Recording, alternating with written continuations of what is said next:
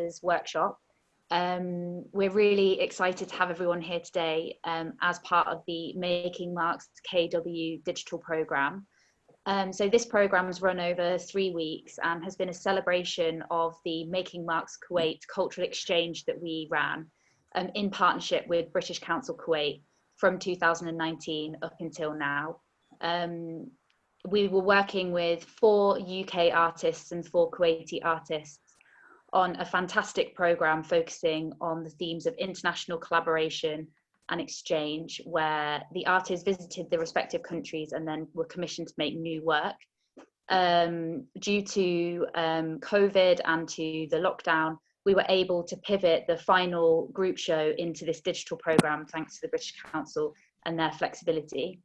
So as part of that, we really wanted to be able to offer free workshops to other early career artists who are kind of embarking into the art world. And we thought that there was no more kind of important topic at the moment than the digital world, essentially, and why digital matters. So we approached Hydar Dewachi, who is a fantastic Iraqi artist and photographer and just general tech mastermind, who we work with very, very closely and who's been an integral part of the Making Marks program.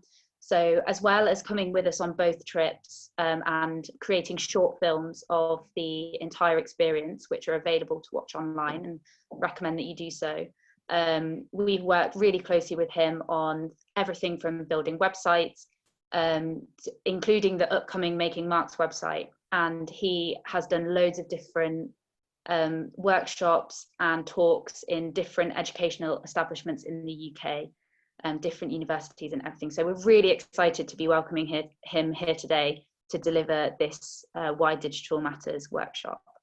So yeah, I'll leave it to him from now to go on. As I mentioned before, we'll have a section for questions at the end, including some questions that people submitted in advance regarding specific projects.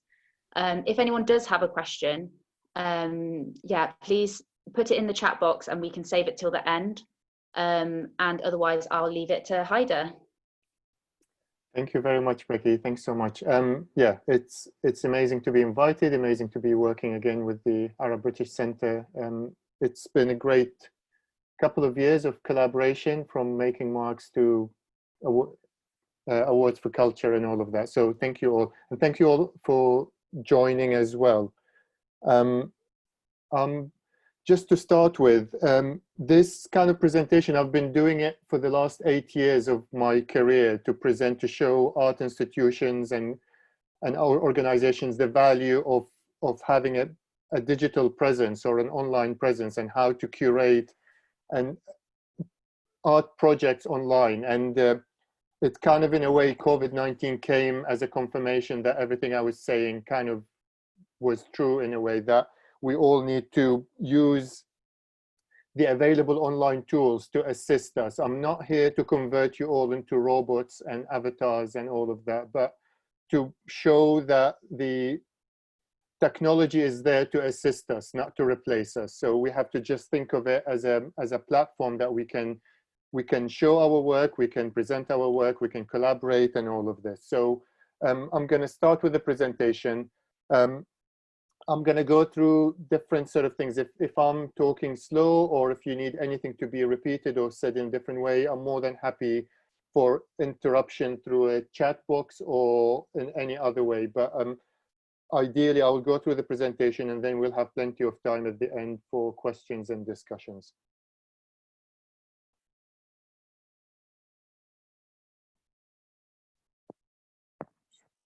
Can you all see the, one second, before that I need to share the screen before I do this, and share screen. Okay, and okay. I assume everybody can see the screen now. So yeah. So why digital matters? So let's go. There are 3 main sections that I'm going to go through. First one is why digital matters. The show and tell, which is how to present the work and ways of presenting work, and then the reach out is how to tell people that this is where tell the people about your work. The examples, I'm going to leave it as an extra if we need to. So why digital matters? First thing first is we go through the world's most visited museums. I don't know, it's been a while since we've seen a museum. So if anybody forget what a museum is, it's these massive buildings with lots of art inside it. If we look at from 2018, the most visited museum in the world.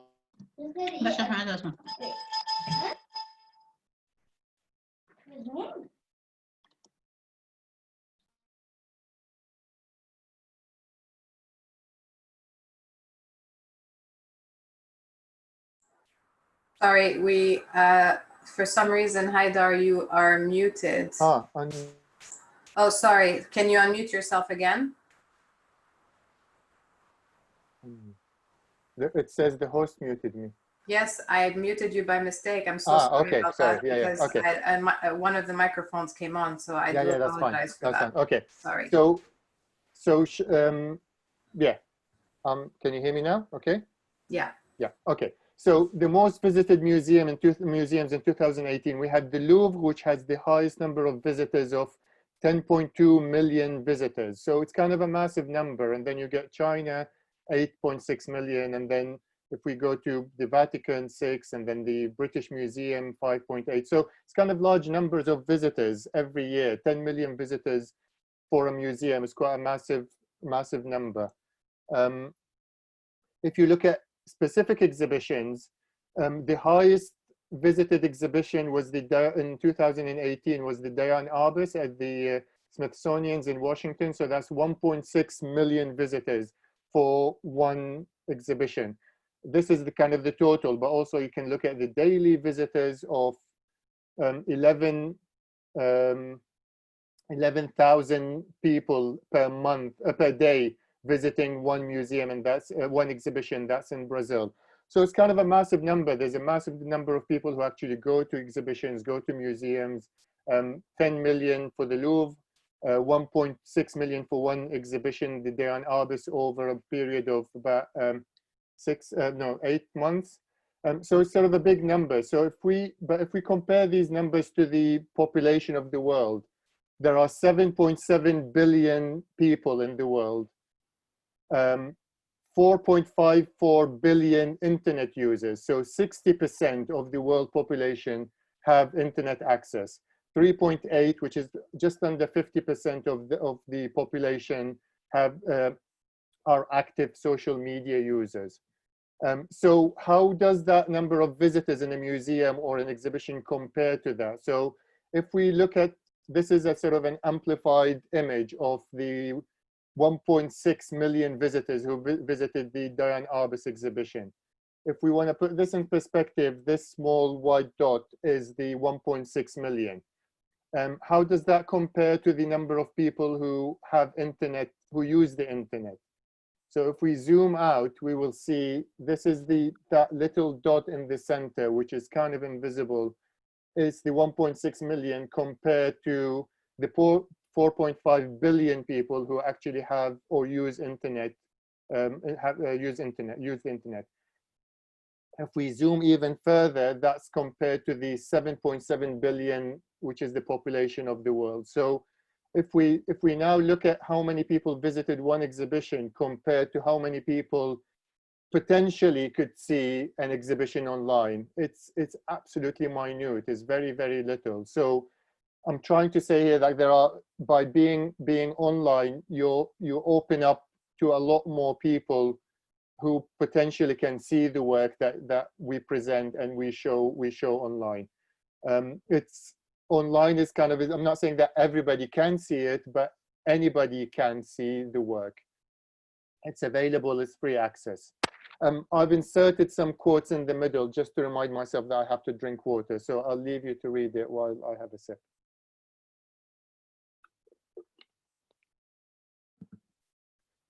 Okay.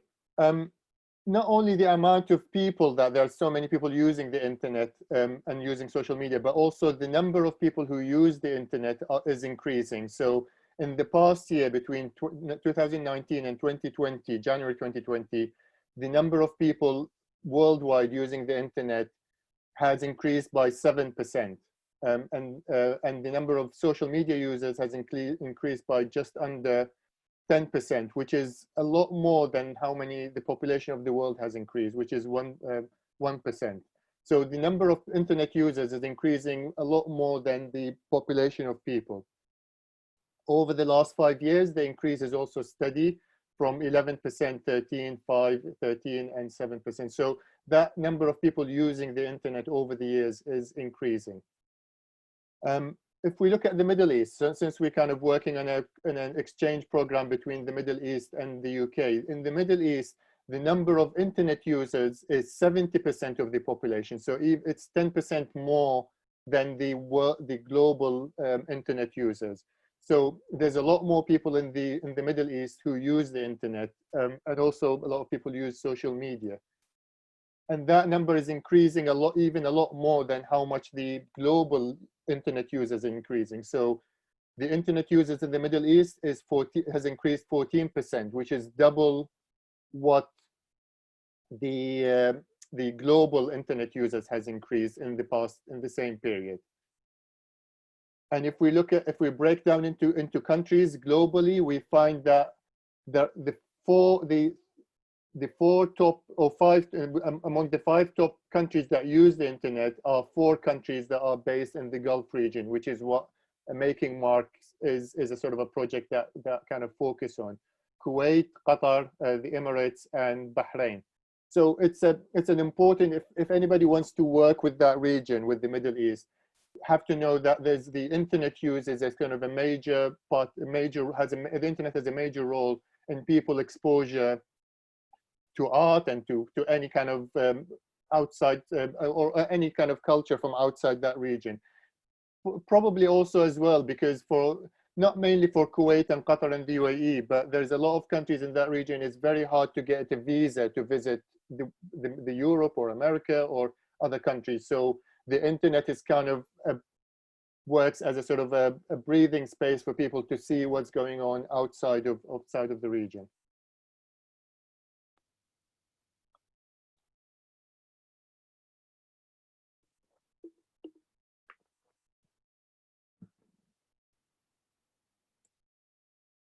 And on top of that, also you can see the percentage of people using desktop or laptop versus mobile. So if we see in 2013, the amount of people, which is the green bit here, using laptops to access the internet is it surpassed all of the other devices, even the mobile.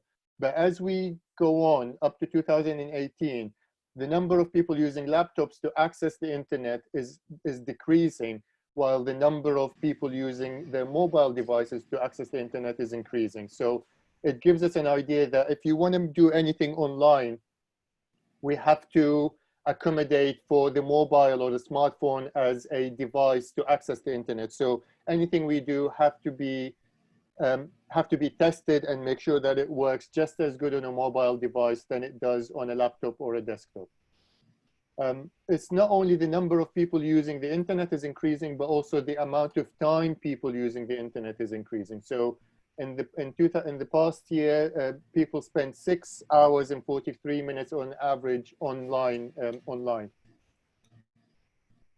What do people use online? Mostly videos. 90% of the people online are watching videos. So video is a kind of a de facto, if you want people to interact with your content or use the content, video is the easiest and most accessible way to do that. And people seem to use it a lot more than any other content.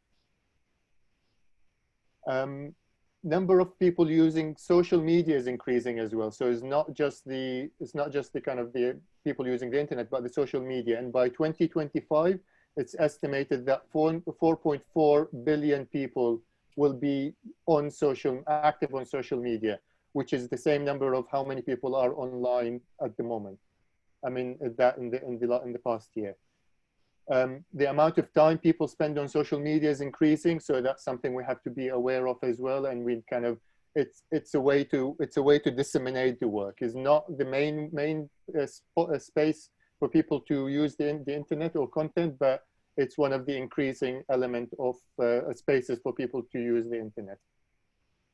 And these are the kind of how many in the top maybe 4 social media platforms, how many people are there and what kind of is the habit of people using, average visit length and all of that. So that presentation is going to be available as a PDF and will be shared with all the participants. So if there's any information there, that's all going to be available to you if you need any references for that. It's quite interesting. This quote, I only put it, I mean, not only put it, it's interesting. This quote, it mentions the internet, TV, and DVD as a sort of a reason for people distractedness for the content, because a lot of people think it's because of the internet or social media, people don't have as much attention span.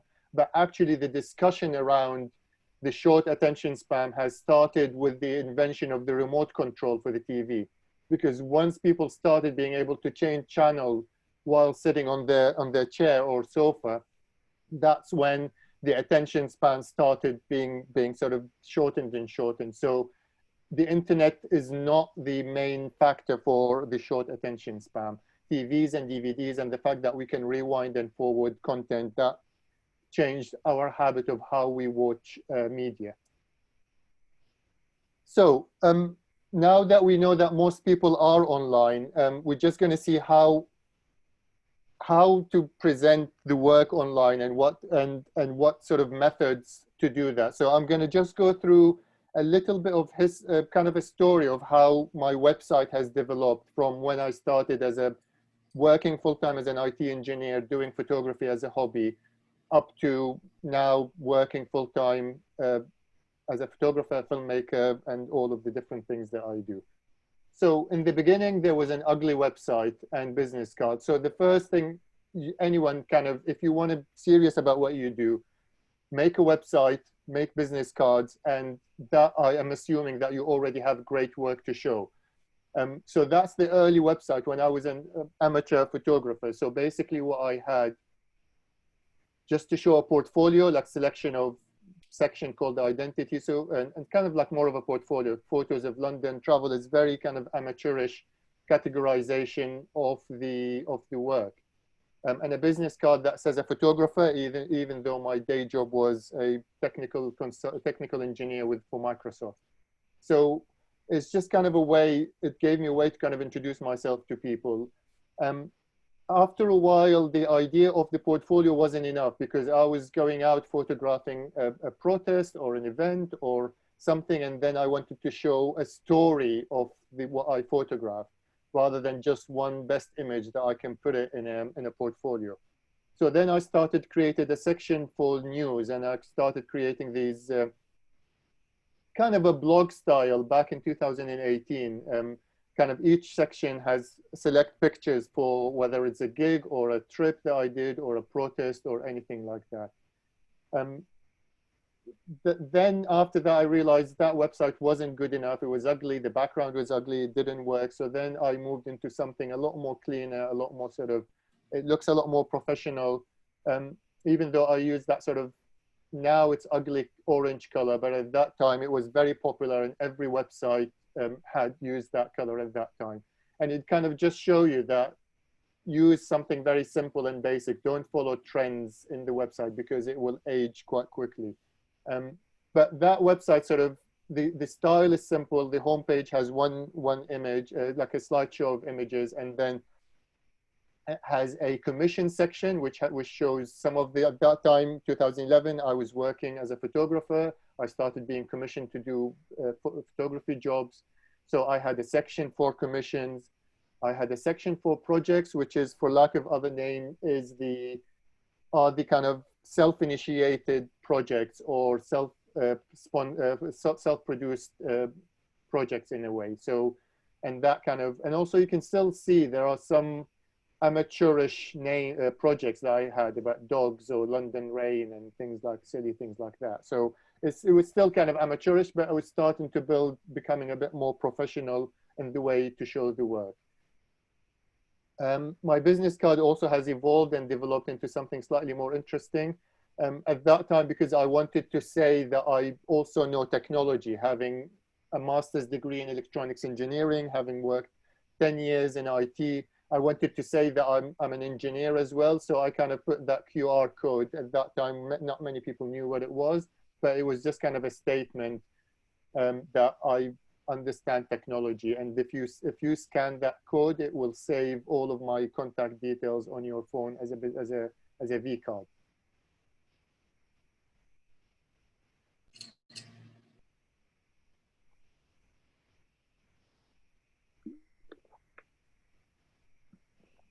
Don't be afraid of mistakes. That's what it says. Then that's the third version of the website, and which is the current one. So what I did is I looked at what other museums and galleries and the people that I was working with, what sort of aesthetic language they're using. Because in order to appeal to people, if you want to work with people, your website needs to have a similar aesthetic or a similar language to the people that you want to communicate with. So it's kind of, in a way, I've designed it with or worked on it with WordPress. All the two previous ones was done in HTML code, so it's kind of a fully coded page. But that one using a more sophisticated, more database WordPress. And it has, again, like most of the galleries, it has a slideshow. It has sections here with grid, and it has the menu on the side.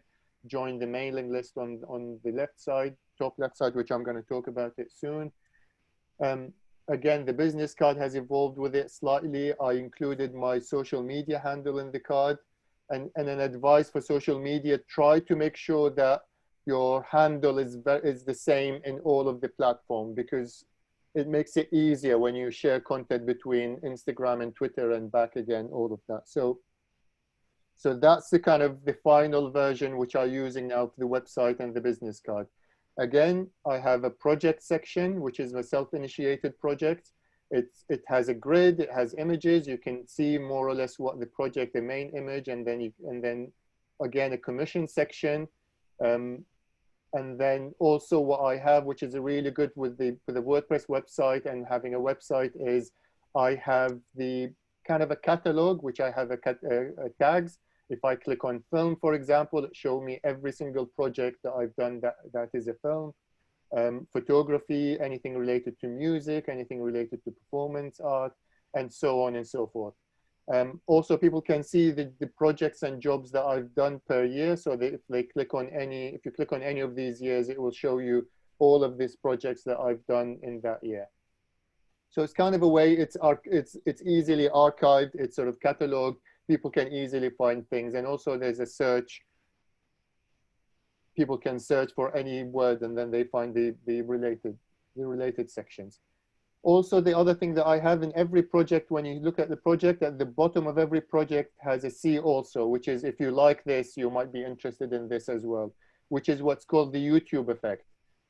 Nobody goes on YouTube to watch one video. You always end up clicking on at least 5, 6 other related videos. So in a similar way, when you see a project, it encourages you to look at other projects very similar and stay on the website and explore it a little bit more.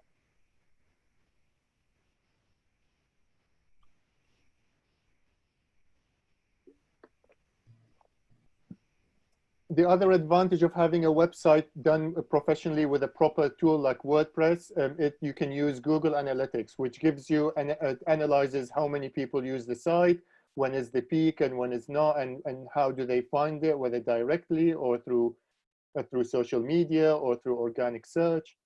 And it kind of gives you a good number of and you understand how people use the website. Also, it shows you what are the top visited pages and all of that sort of information. It shows you where people come into the site, where do they drop off, and what pages do they visit after they visit the home page, and so on and so forth. So it gives you understanding of what works and what doesn't work. So it gives you a good way to analyze and kind of fix things if they need to. The two main platform for building websites is one of them is WordPress, which is the one I use, which is basically, it's a free of charge content management system. It's so widely used. There's plenty of plugins for it. You can do so many things with it. Managing content on it is relatively easy, and it's getting easier and easier as you go on. It integrates really well with mailing lists and Google Analytics and all of that. And because it's open source, there is so much help available. People are always happy to help you with it and all of that. The disadvantage is that it may require coding skill if you need to change things from the default. So you might need to know a little bit of HTML and CSS and some coding. Customizing the design, if you want to do something complicated in the customization, you might need to outsource it to somebody else. Because there are so many plugins and so many widgets and all of that, the decision on which one works best might be a little bit time consuming and involves trials and errors until you find something that works. The other kind of popular way of building website is Squarespace. It's a sort of a fully managed content management system. You just basically subscribe and you pay monthly fee. So it's all support and management is included in your monthly cost that you pay. It's also widely used, not as much as WordPress, but a lot of people use it. Very intuitive and easy to use graphic user interface, integrates well with MailChimp, Google Mail, and other popular tools. It costs a bit more than WordPress because you pay for the hosting and you pay for the support and maintenance and the upgrades all in one. Not as many themes and plugins options, so you're kind of restricted with what's available in the that's provided by Squarespace. Not much room for customization. You can't go to the back end and hack the code and do many things. And you're not in control of the CMS and hosting. If they upgrade or change things, you have to accept it and go with it. So in summary for that section, for the website, show what you are proud of. Don't put things just because you need to fill content. My suggestion is make sure everything you put there is something you are proud of. It's something that you are happy to show and you're good at. Also be proud of what you show. So whatever you decide to put there, be proud of it. There's nothing worse than I've got that so many people give me their website and tell me it's not great. Don't sort of, it's not, I'm about to change it, I'm going to change it, or it's not so good. If you're not happy with it, don't share it until you're happy with it. So make sure that you're absolutely happy of what you're presenting on your website. Make it clean and easy to see your work, because the design of the website is not to overshadow the work. The main thing for people go to the website is to see the work, not to be impressed by kind of fancy moving things or kind of fancy colors. Create links between the work. Use that YouTube effect. Try to use that. If you're interested in that project, you might also be interested in that. It keeps people on your website for longer and makes it easier for people to go from one page to the next without having to go back to the home page and keep coming back again. So I'm going to talk about reaching out. So assuming that you've done a website, you have a website, so what do you do then? How do you tell people about it? So when I started, I sent an email to all my contacts. I spent a couple of years before I quit my full-time job to do photography, going to galleries and museums and private views and talks and meeting people and handing my business card to people and collecting lots of emails. So when I started doing photography, I had a good bunch of emails of people who I would be interesting to working with, but even friends and people who might know somebody, someone who knows someone who knows someone.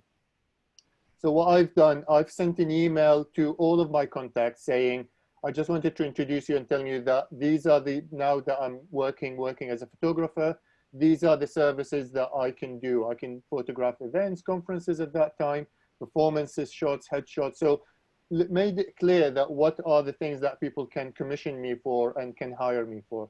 Also at that time, I needed money because I was sort of didn't have much work. So I even listed I can help with the IT support. I can give training on Photoshop, on even Word, Excel, and all of that. So it's always good to have backup things that sort of earn some money while you're building your career into what you want to do.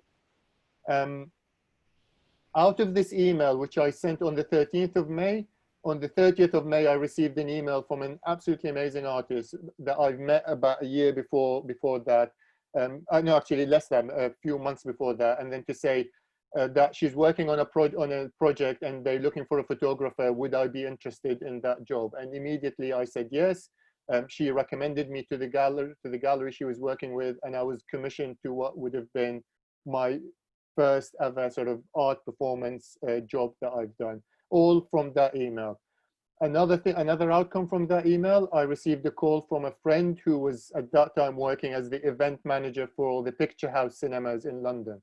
So she asked me if I would be interested to photograph all of the Picture House cinemas in London as a commission. And of course I said yes, and I've done that job. So from that one introduction email, because it was clean, it was clear, I had two jobs which kind of opened up my career in a way to what I was doing since then. The other thing that's sort of useful that I used to do a lot at that time is my signature in the email. You still see that when you receive emails from an organization where they put their kind of latest exhibition in their email footer and all of that. And I started doing the same. I put latest projects that I have on the website, what are the things that I can do, what services or what jobs that I can do, and also testimonial from people, clients that I've done photography jobs with. So I kind of thought that was kind of useful, but just a reminder every time I send an email to somebody that these are the things that I could do. An update for the project. So every time there's an update to a project I'm working on, I send an email saying this is the latest update. That's a poem from Brecht. So I'll let you read it while I'll sip my water.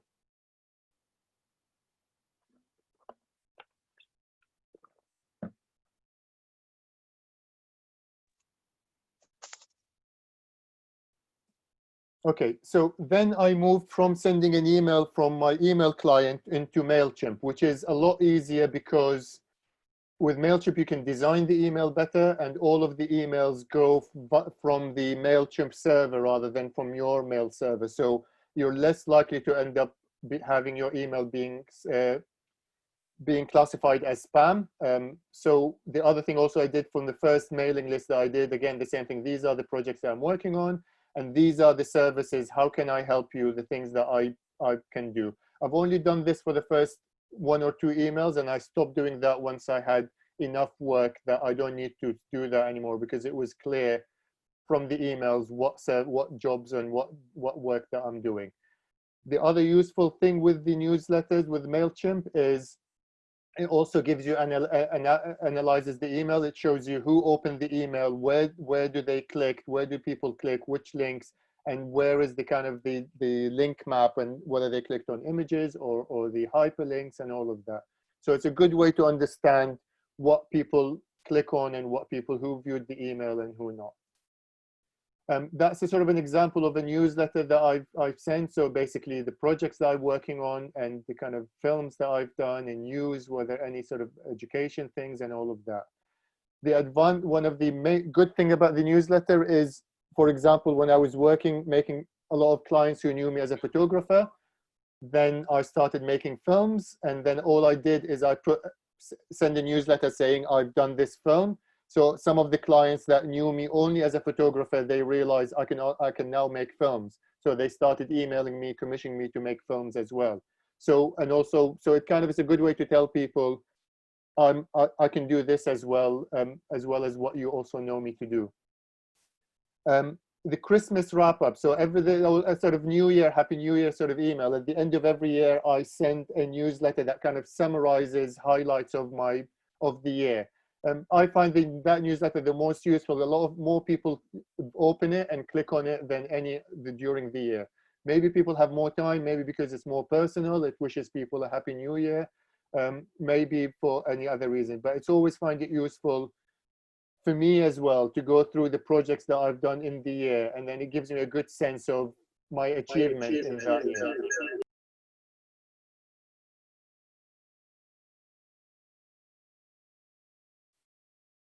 So in summary, talk to people. When you go out to people, talk to people, but actually listen to people. The better you listen to people, the better impression you leave with people. It's always see what people need. There's nothing worse. In the beginning, when I started, I was very insecure. When anybody asked me what I was doing, I would kind of, in a very robot way, I would recite my CV to them.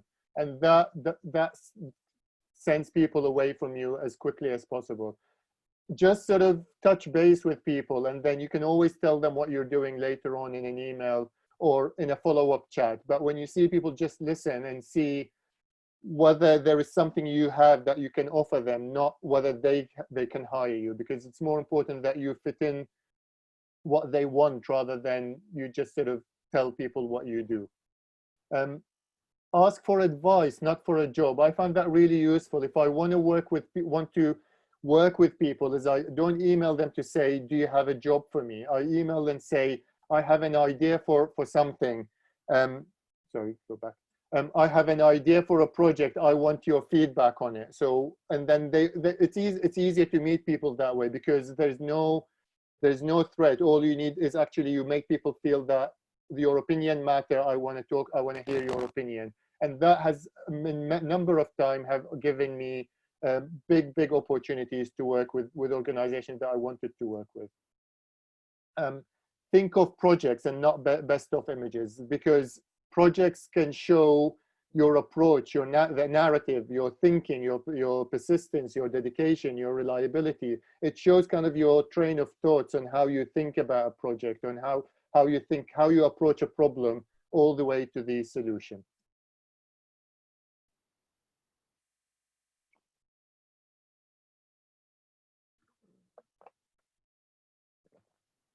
And that is it for now. So I think what I'd like to now is to hand over to Becky to talk a little bit about social media and what Arab British Centre look for, how they use social media, and what they look for in the social media. So I'll stop sharing the screen now. Thanks, Hydar. That was a really fantastic presentation. I learned loads from watching that. Yeah, I just wanted to say a little bit about social media. So I've worked as like a communications officer or manager for like 6 years now, and for different levels of organization, all of whom work with different artists, writers, for mostly of a kind of early career to like younger element. And I just really wanted to hit home that sometimes it can really feel like social media is the be all and end all, and it can be very all consuming. But from an organizational perspective, I really mirror what Hydar says, in that we tend to look more for a website that is really kind of just easy to access, proudly showing the work that's created with clear contact information. Because at the end of the day, it's all about the ease of access to these things and the ease of access to the work, because ultimately the work should be there to speak for itself. If you do choose to use social media, and obviously many people do, as an organization, we use it every single day, and it's an amazing way of keeping in contact with people and being able to show what we do. And that's exactly the same for artists. Don't feel, especially when you're at the beginning of your career, don't feel that it's an obligation to be on all the platforms. It isn't. Pick one and do it well, and really invest some time into it. And yeah, I mean, we use all of them, but I think for artists, just naturally, Instagram lends itself really well because of the visual element. As we all know, social media can be quite obsessive and addictive, and it can feel like we're putting all of our time into it. And so when you're beginning to think about that in a professional capacity as well, that can be pretty overwhelming. So I would really recommend, if it is something that you're wanting to do, there are lots of different online softwares, which means that you can invest, like, say, half an hour or half a day in scheduling your content. So you think and plan ahead, rather than just kind of constantly worrying about it and thinking, oh, I didn't post anything today, like all that kind of stuff. So I really recommend using a site called Hootsuite, which is free to use. And it just allows you to schedule it by time and by day, and you can use that across all platforms as well. So you could even have the same thing across different platforms. And if you didn't even want to do that, you could even ask a friend or a family member to help you with it if they were looking for something to do as well. So other people can access your profile in that sense.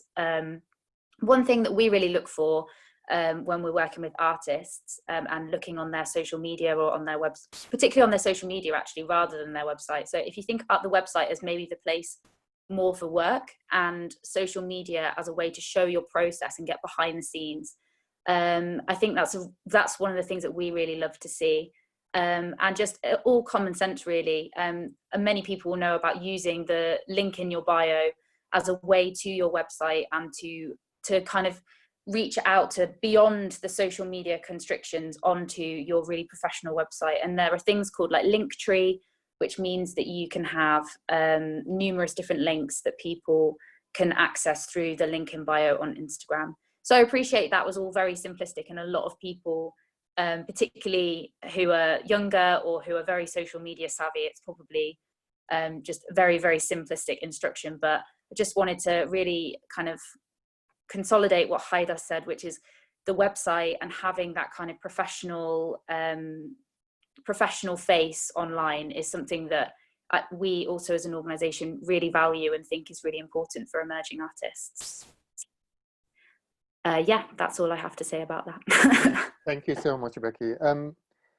Yeah, and I mean, be aware, I mean, as Becky said, social media can be overwhelming, and I mean, we're all aware of the mental health and the stress that it causes. And so if you think, if you ever, anybody feel like it's overwhelming, don't push it. It's the idea of social media is that we all do how we are. We don't have to copy other people. So be yourself if you think yourself fits in that social media. But I had that many years ago. I had about more than 1,000 Facebook friends, as they call them. But I went through a phase where I was really kind of not feeling very well, and I ended up sort of spending about one night deleting, kind of reducing them to 200 because I felt very overwhelmed with it.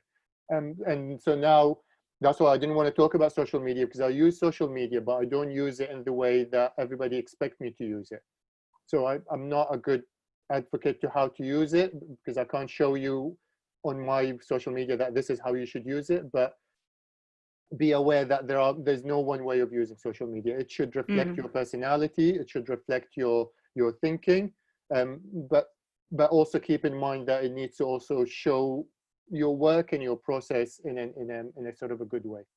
Yeah, and I think that a lot of the information that Hydar already gave is completely applicable to the social media aspect as well. It's all about quality. So take high quality pictures of your work, or if you're working digitally, have high quality images.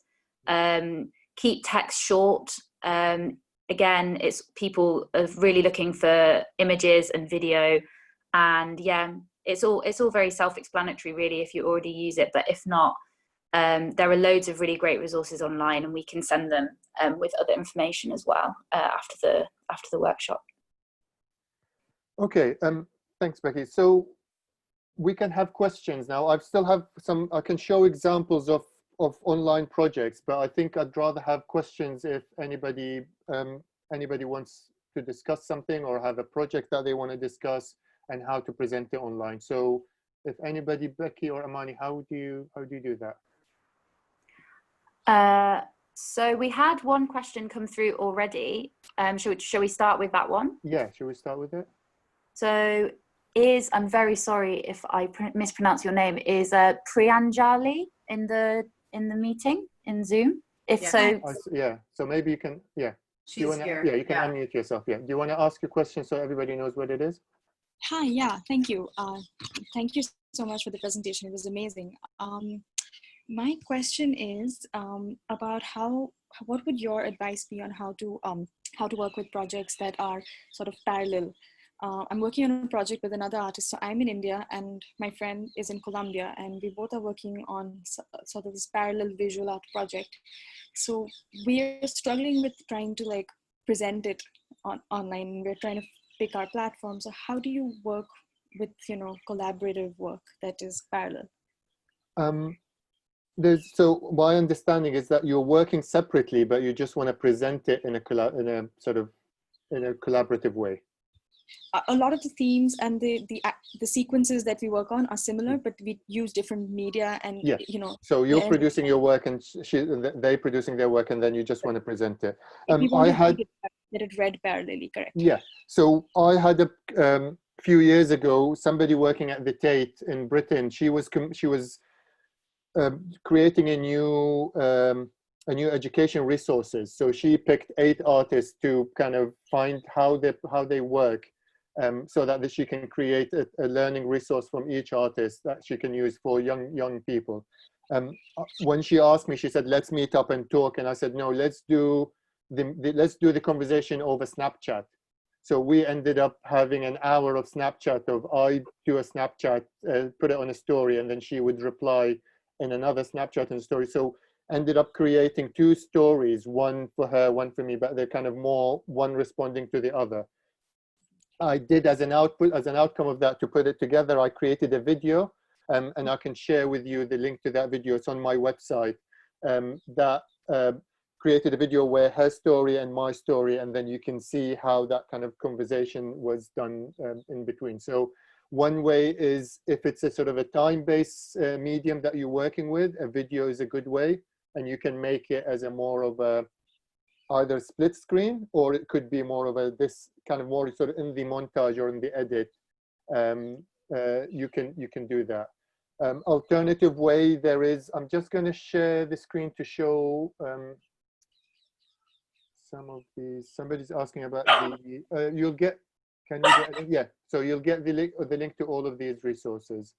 Desktop to share. Okay, I'm just gonna, there's another project. Can you see the window? Yeah. Yeah. Okay, so so this is Assembly. That's the project on my website, which is basically, it's a video. I'm just gonna play a little bit of it now. So this is the video, how you see that. This is her Snap's story, and this the right side is mine.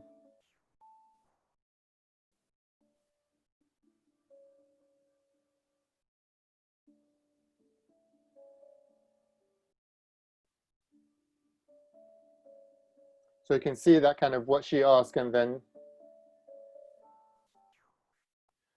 there's another project that I kind of did is, I mean, you can also use, I mean, this poster I've designed with a friend, where we used to, for I think 3 months, like every time we had a meal, I would make a smiley face of the meal and WhatsApp the picture. And then afterwards we had sort of a bunch of all of these pictures. And what we've done is made a poster out of all of these smileys, which include my meals. And I mean, there's many ways of doing it. There is, where is the, okay. Stop sharing. Yeah. Yeah, so there is, I mean, once you have the content with you, you can decide whether you can make it as a book or you can make it as a sort of a website, but there's many ways of a video is an easy way, because if it's a time-based medium that you're working with. Thank you so much. That's all right, my pleasure. And also there are many tools. I mean, there is Slack, there is Adobe that kind of have a collaborative element to it. So in the way, there is many tools that you can use also to do the collaboration, not just to disseminate it. There's a question.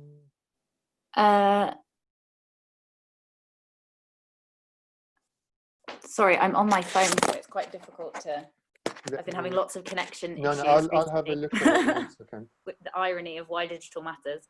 Why exactly? So there was a question. I'm just going to put the link to that project in the chat.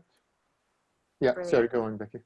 I was just going to say, there was a question from someone called Eliza about using high quality image. Can either of you advise on a recommended image / pixel size that preserves the quality for screen, but cannot be downloaded or printed off at high quality? I actually don't know the answer to that question. Okay. But I can, unless you do. Yeah, I'll take on that. Yes. Well, basically, I use all the images online for 1,500 pixels.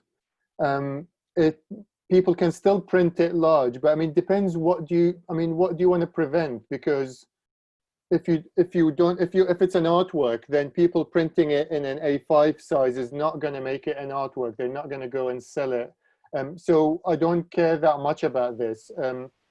People using it online now has become a lot more problematic than actually people printing it and using it, because if anyone wants to buy an artwork, it needs to be signed and it needs to be authenticated.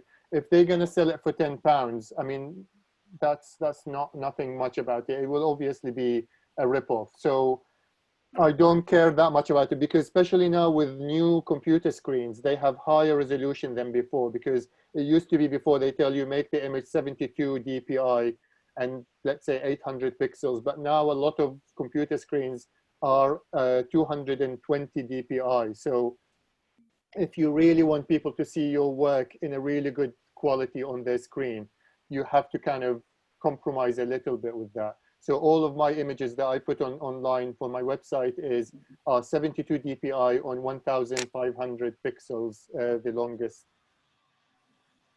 And there's I think in the workshop tomorrow is about copyright. So I think there's a lot that you can also learn from that topic of tomorrow. Thank you, Hydar. It was not so much, I mean, I sort of have like, I've forgotten the name of it now, but I'm happy for people to share the imagery. It was more, particularly when it's something like photography and you share, you sort of sell limited editions of that photograph. And then it's sort of like, well, if a photograph you're selling at limited edition is only this kind of size, you sort of think, oh, it's a bit, but if it is, you can put watermark. I mean, I hate watermarks, but you can put watermark when you put online. I think that's, I mean, there are ways. I mean, you have to compromise. I mean, I decided that because I don't like watermarks on my images. I mean, I've started using them recently only on social media, because on social media, which what's probably going to be discussed tomorrow, is they don't own the copyright of what you upload, but they can use it wherever they want. So that's why I've only put it on social media. But on my website, it's not a big deal for me. But if your work is normally you print it small, then maybe a watermark is a good way to do that. Okay, thank you.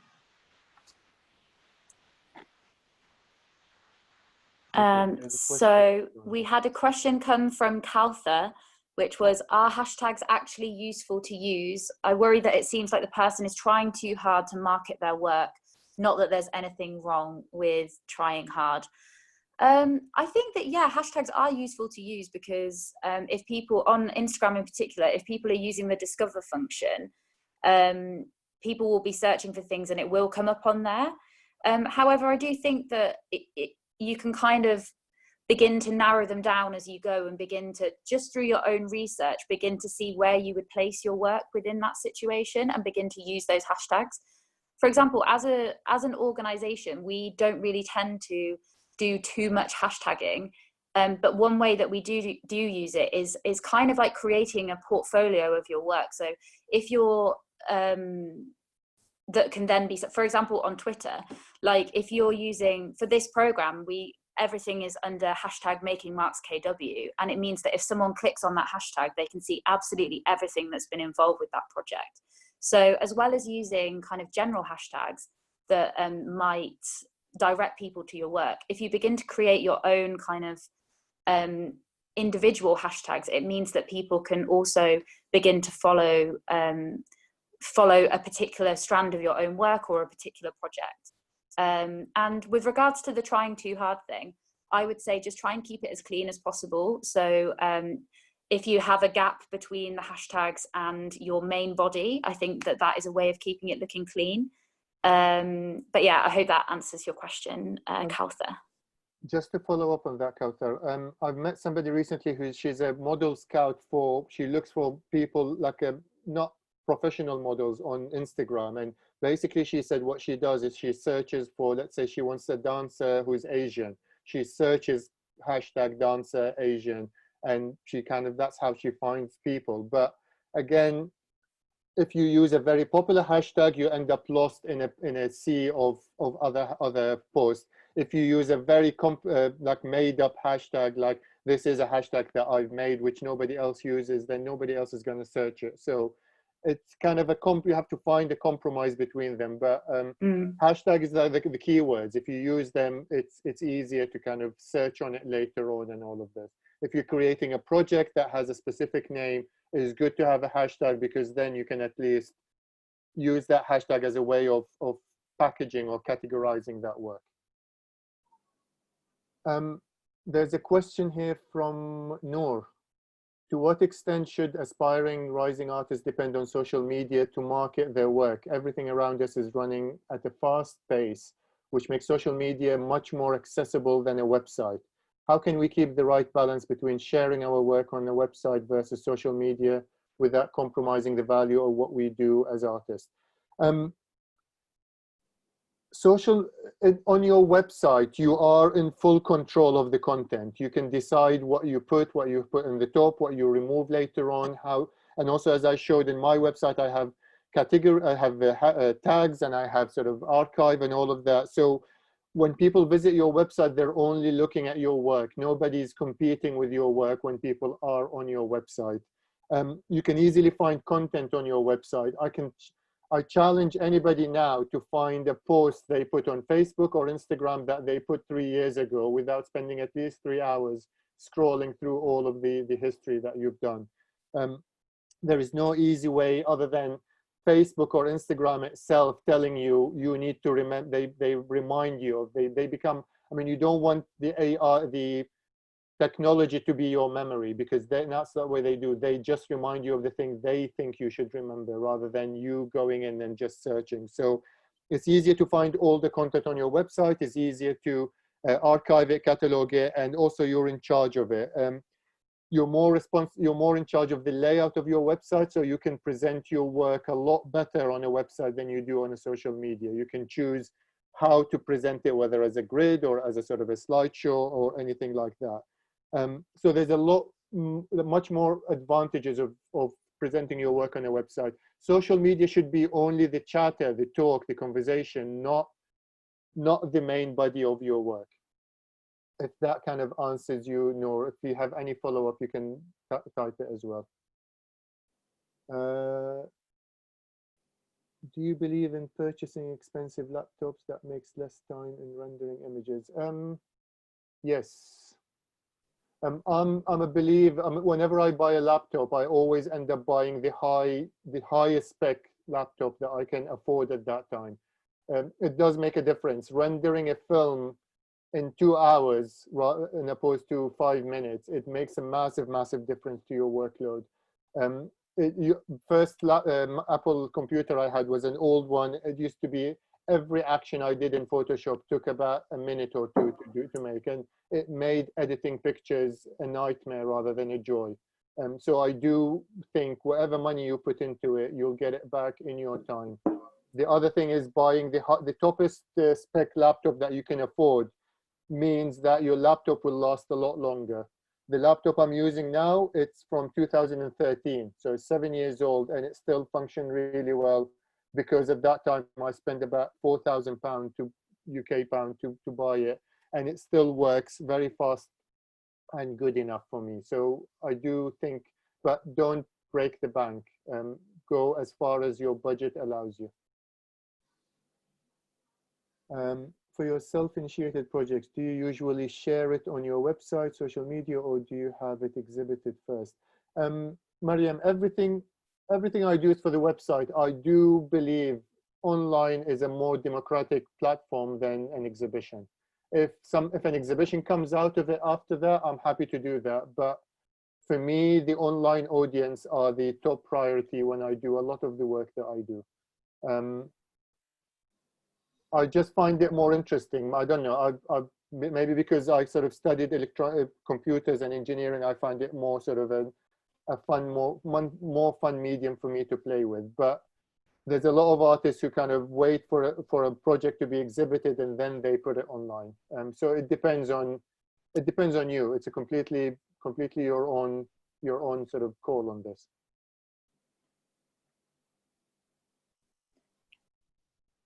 Do we have any more questions? We still have about 10 minutes left. Great. Okay, Taghreed, Hydar, do you monetize your work online? No. Well, yes, no, I don't. I monetize the way it works. So for example, I keep journals. I've always been doing the journals for more than 10 years, and I've kept these journals, and it's not part of my work, it's just part of my practice. And I've decided from the beginning that all these journals will go on my website. And if you go to the sketchbook section on my website, you will see every single journal that I had, and you can flick through every single page of it. Some pages that I blurred out the text that are kind of probably mentioning somebody or talking about somebody in not the best way that I should have. So there are some censorship there, but all the aesthetic of it is all there.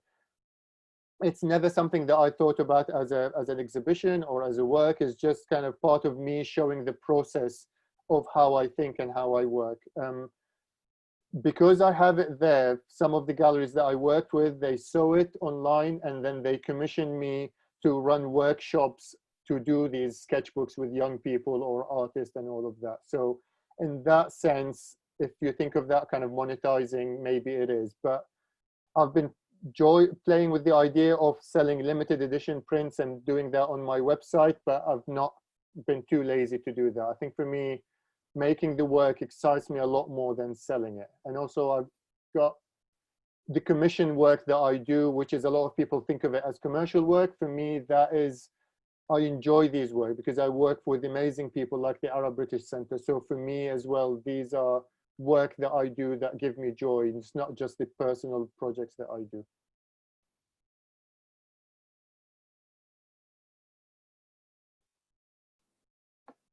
Any other questions for the time being? We've got 10 more minutes for the...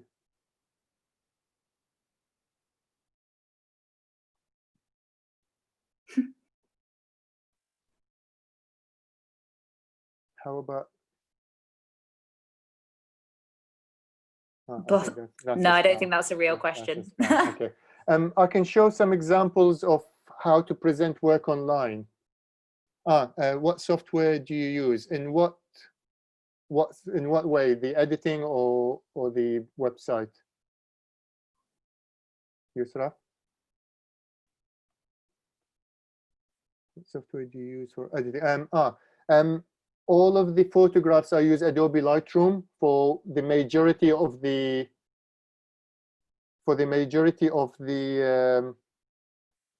the editing of the photo. I use Photoshop very lightly if I need to do excessive editing.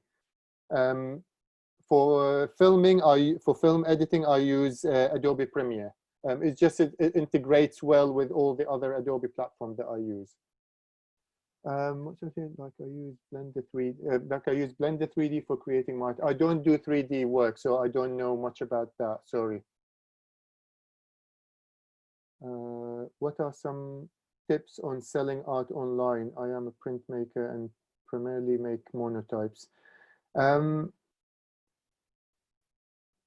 There are. I mean, what's your platform? Do you use WordPress for your online, or how do you present your work online? So as of now, I have started an Instagram, but I don't have a website yet, and that is something I have to work on. It's mostly been like people, like word of mouth. I know, like professors and things like that. So I want to expand that, and I wanted to know like what are some ways to do that better. Well, it depends how you want to sell it. I mean, if you want to sell it as a limited edition, then maybe the best way is to approach galleries to do that on your behalf, because they it's a lot of management if you're in the limited edition, because you don't want to end up selling more editions than when you promised, because the people who bought the edition thinking it was 10 ended up finding it's more. So it's best to do it either if you have a good management system that you manage it, and then you can create your own website to sell it. That's one way to do it. If you're happy for people to pay online, then there are if you use WordPress website or Squarespace, then they have tools or plugins that does that for you, that makes it secure payment and all of this.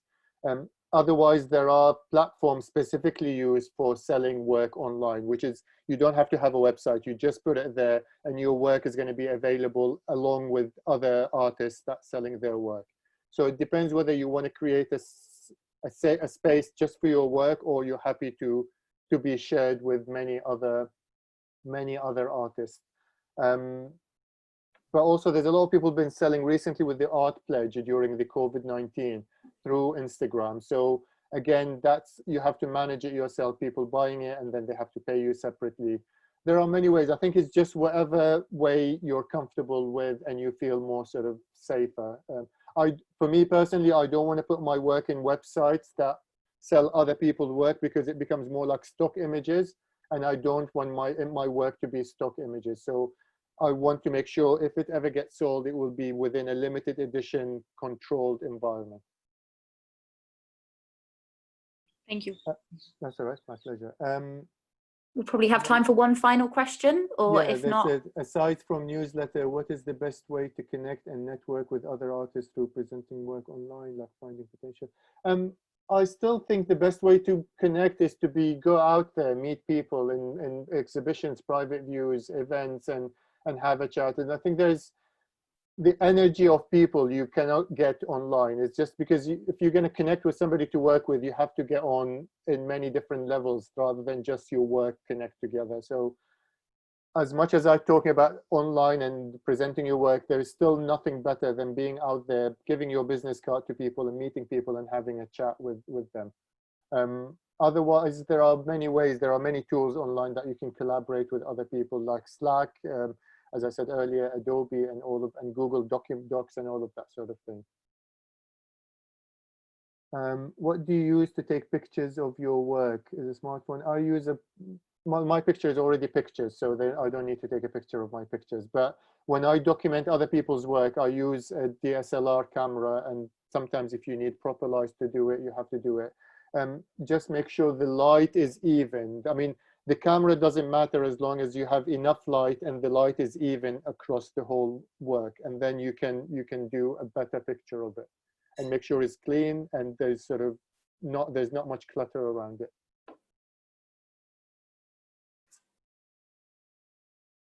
Great. Is there any more, or shall we call it? I'm okay unless there's somebody.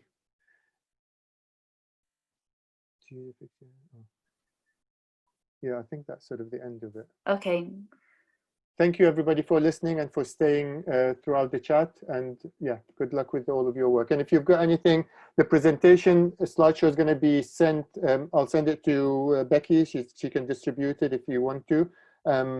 Also, if you have any question or anything, feel free to email me. I'll try to answer as many questions as sort of openly as I can through the emails as well. Brilliant. Thank you so much, Hydar. That was a really fantastic presentation. I really strongly encourage everyone to sign up to our workshop tomorrow, which is at the same time, which is the second part of this workshop series, which is called Digital Art Law, What You Should Know When Posting Your Work Online. So that'll be covering things like international property, the different kind of copyright laws of the main kind of social platforms, and just a very kind of accessible workshop delivered by an art lawyer called Fanula Rogers, so just so you have all the information that you need to begin to put your work online and to do so safely. Someone's asking if it's going to be available online later, which is, I think, yes, you're recording. Yes, so this workshop has been recorded, the other workshop will be recorded, and they'll both be put on the Arab British Centre YouTube channel, and they'll be on our website as well. So all of our events as part of the Making Marks KW series are recorded and put on our YouTube, so you can also see the artist talk from last week as well. I just want to say again, quick thank you to Hydar. That was amazing. Thank you for everyone that came and joined the workshop and sent and asked such fantastic questions. And also thank you to the British Council, who without their support and partnership, this programme wouldn't have been able to take place. So thank you everyone there as well. Great. Thank you very much, everyone. That's it from us. Thank you.